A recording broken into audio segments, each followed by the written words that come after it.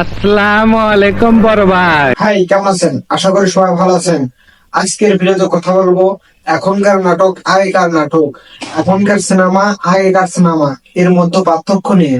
বলো বাবা। আগেকার নাটকগুলোতে ছিল প্রকৃতির সাথে মিশে যাওয়া, ভালোবাসা, মনোরম পরিবেশ, এইগুলো আগেকার নাটকে দেখা যেত।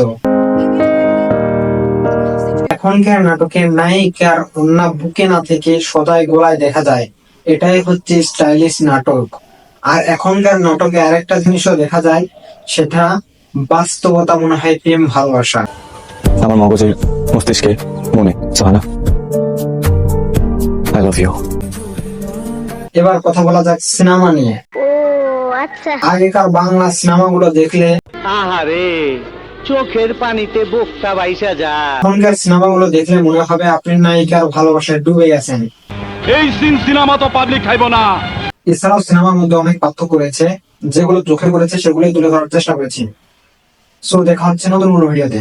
আর কোনো বিষয়ের উপর ভিডিও চাইলে অবশ্যই কমেন্ট বক্সে জানাবেন।